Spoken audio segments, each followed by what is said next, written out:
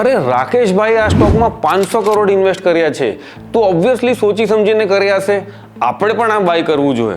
Sound logical? Yes, but here are 5 reasons why you should not blindly copy a superstar investor's portfolio even if they are brilliant. First reason, એમનું risk appetite જ અલગ છે. એમનું risk appetite તમારાથી બહુ વધારે હોઈ શકે છે.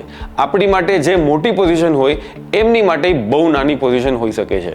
Second reason, time Horizon. એક મોટો ઇન્વેસ્ટર કોઈ સ્ટોકમાં 7 થી 10 વર્ષ ઇન્વેસ્ટેડ રહી શકે છે. એમાં વોલેટિલિટી અને ખરાબ ક્વાર્ટર્સ પણ આવી ગયા. શું તમે ઇન્વેસ્ટેડ રહી શકશો? Third, liquidity. એમને લિક્વિડિટીનો કોઈ ટેન્શન જ નથી હોતું કારણ કે એમની પાસે એક મેસિવ કેપિટલ બેઝ છે. એ મોટા કોન્સન્ટ્રેટેડ બેટ્સ બી લઈ શકે છે. પણ તમે તો પૈસા ક્યારે બી જોઈએ ત્યારે તમને જોશે for your SIPs, for your other purposes. Fourth, એ શું લીધું એ તમને ખબર છે પણ ક્યારે ને શું વેચ્યું એનું શું? તો બાય ધ ટાઈમ તમને ખબર પડે પ્રોબેબલી એ સાયલેન્ટલી એક્ઝિટ બી કરી ગયા હોય. અને ફિફ્થ, તમારું બિહેવિયર એમનાથી ટોટલી અલગ રહેશે. કોઈનું પોર્ટફોલિયો કોપી કરવું એટલે વિરાટ કોહલીનું બેટ હાથમાં આવી જવાથી સેન્ચુરી સ્કોર કરવાની આશા લગાડવું એવું ન હોય.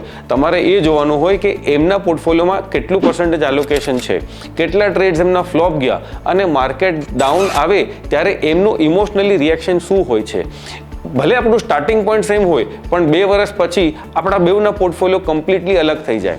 કારણ કે એ 5 ગુના સ્ટોક થઈ ગયો ને પછી બી હોલ્ડ કરી શકશે, તમે કદાચ નહીં હોલ્ડ કરી શકો.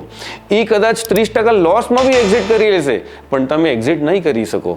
એટલે ઇન્સ્પાયર્ડ થઈને ઇન્વેસ્ટિંગ કરવું it is okay, but blindly follow કે બ્લાઇન્ડલી કોઈને કોપી કરવું that is not worth it.